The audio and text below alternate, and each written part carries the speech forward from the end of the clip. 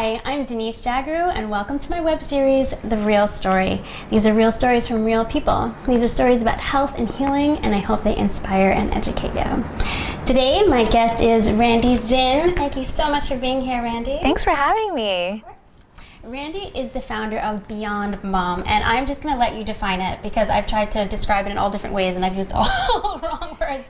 But tell us what Beyond Mom is and how it got started. Yeah, actually Beyond Mom can be defined in different ways for different people depending on what they need. But Beyond Mom is really a community that encourages women who are moms to cultivate a sense of self within motherhood.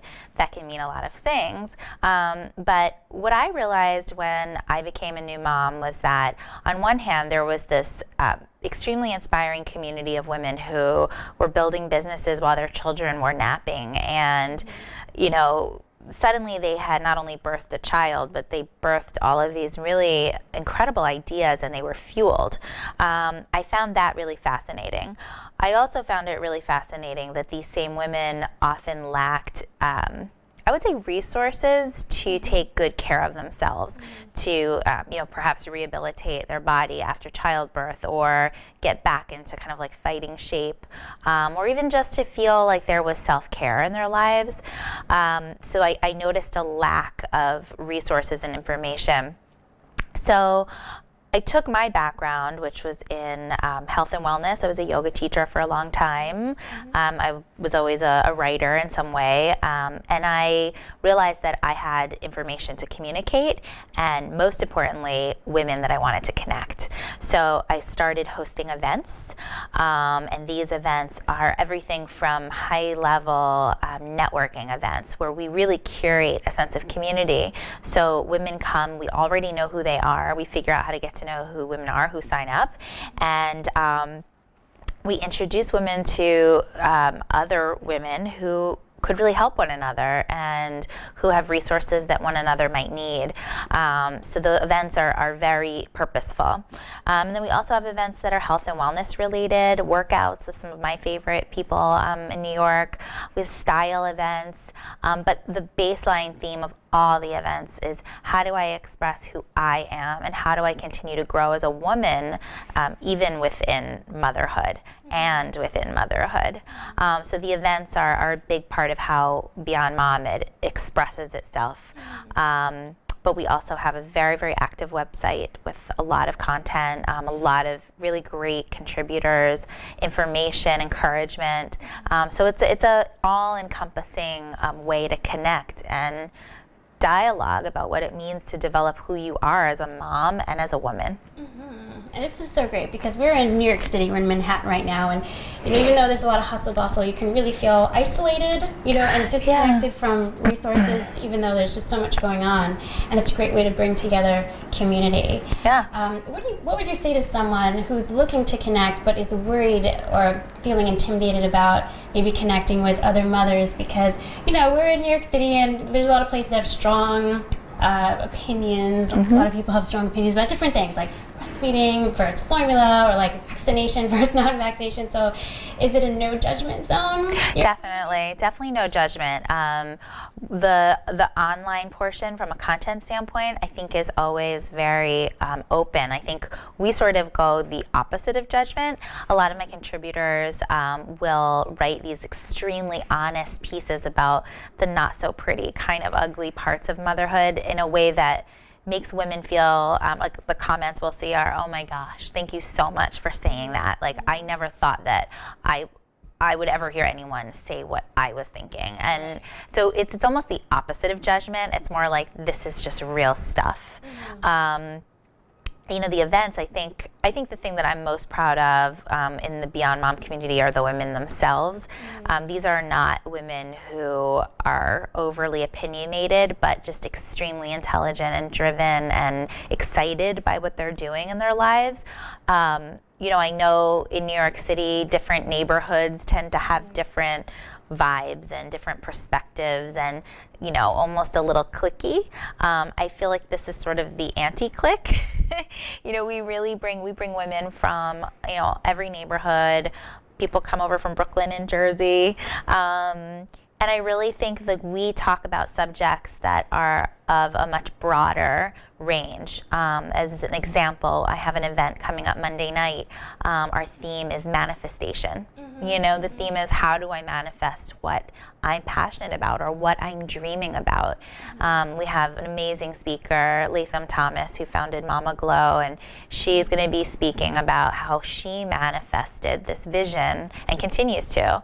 So I'm talking more about things that are inclusive subjects, not things that are you know, overly defining or positioning people against one another.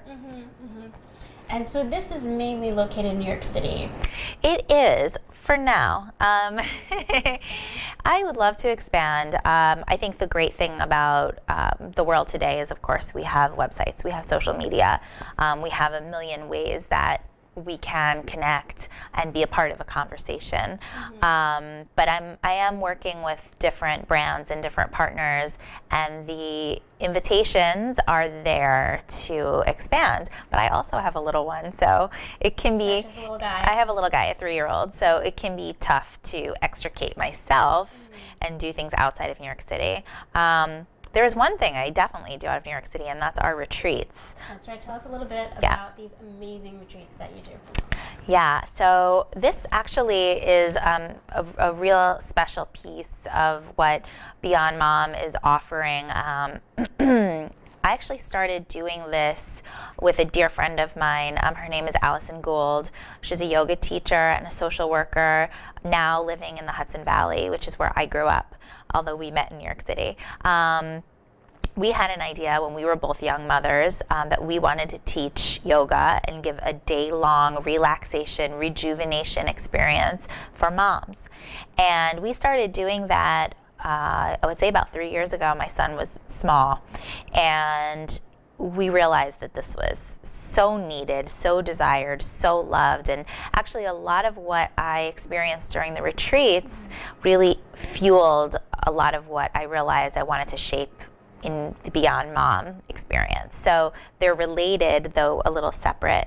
But those retreats are actually held at the home I grew up in the Hudson Valley. My husband and I designed a yoga studio a few years ago attached to the house. So we have this incredibly kind of sacred family space that we open up, and we have just these amazing, wonderful women come and share the day, and we do yoga and we eat healthy food, and we have these 2-hour-long download conversations, and it's just the best community experience. And free time. Yeah, when do moms have free time? Right. Just to like walk and swim and talk and journal, and we have massages. I mean, it's just such a wonderful day. Sounds delightful. Yeah, and we do have one coming up on May 2nd. Okay.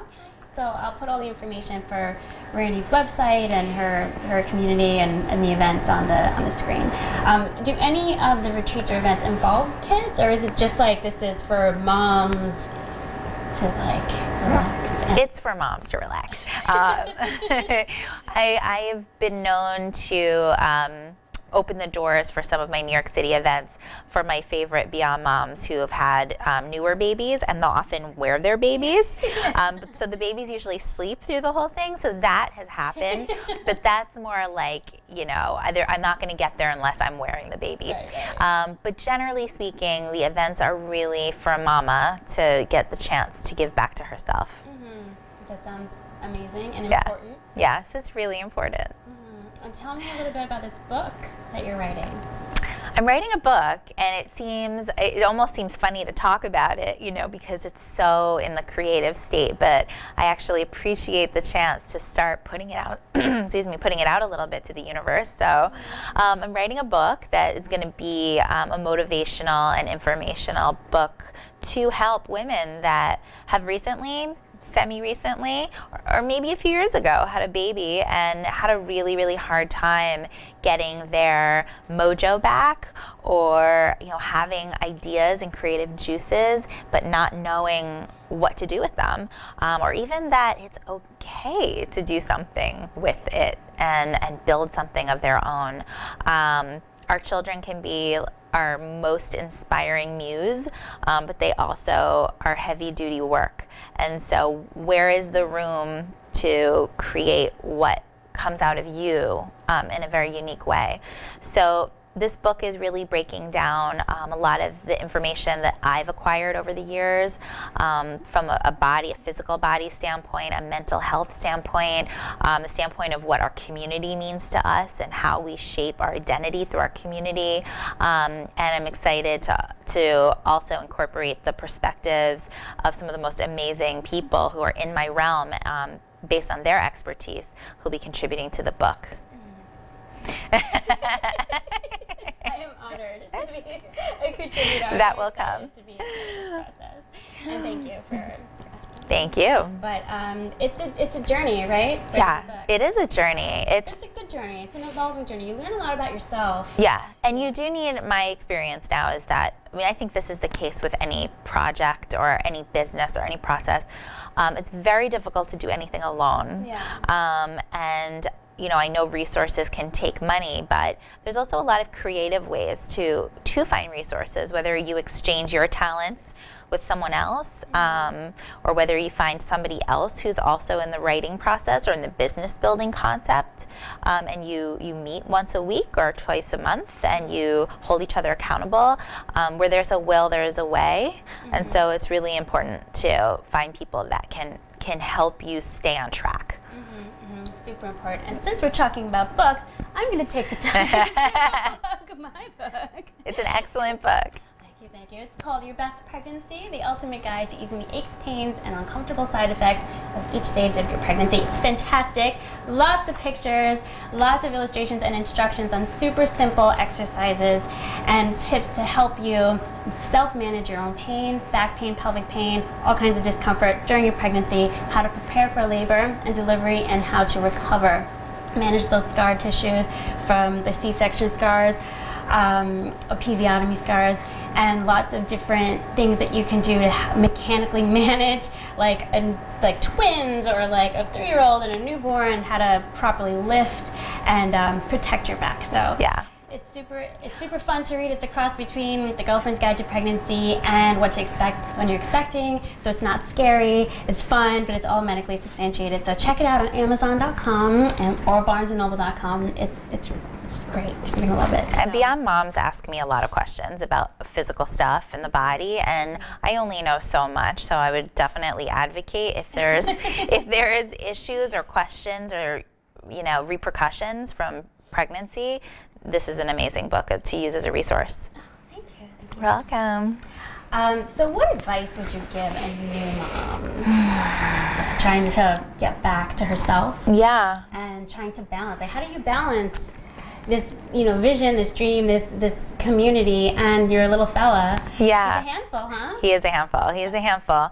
But it's funny. I'm also excited that he knows that I work and that I do something. He knows, Mommy. He knows that I go to an office sometimes. He woke up early from his nap the other day, and I absolutely had to have another hour. And so I told him that he had to work with me. So of course that meant he got to play on his iPad, so he was totally fine. But I like that that's in our dialogue. It makes me feel good about being a certain model. And he gets it. He totally gets it. So, but there's not one way, and I don't like to make it seem like every woman out there has to start a business or write a book. It's not about that at all. It's not what I advocate. I think what I advocate is that we all do our best to be our best and to be our best self, and that's not compared to anyone else. It's just about feeling empowered and feeling healthy, and feeling strong. I'm a big advocate of physical fitness and working out and yoga and all these things, and anyone who follows my social media sees lots of pictures of me doing those things. But to me, it's not about looking a certain way. It's not about being skinny. It's about feeling strong.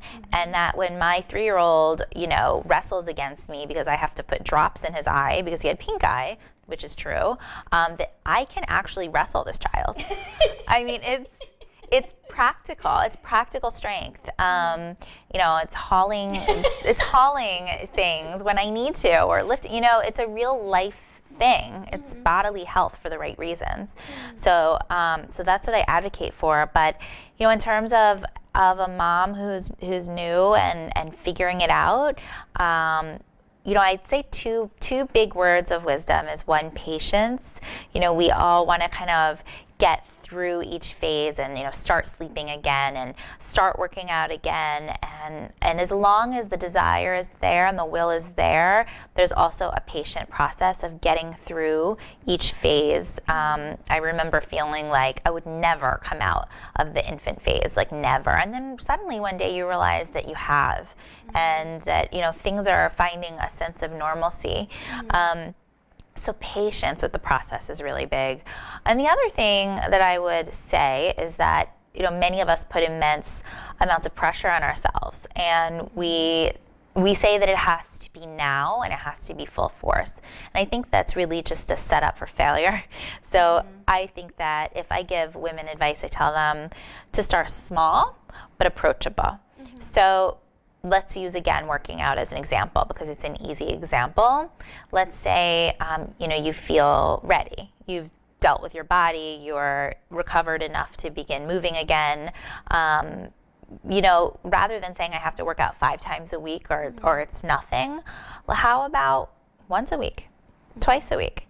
And find, I often tell people when they fully stop their workouts, do one during the week. Figure out how that works. Even if it's doing a Pilates DVD while your kid naps, do one during the week and then do one on the weekend, maybe when your partner can be with the child for an hour. But begin somewhere and then congratulate yourself for beginning and stay accountable to that process.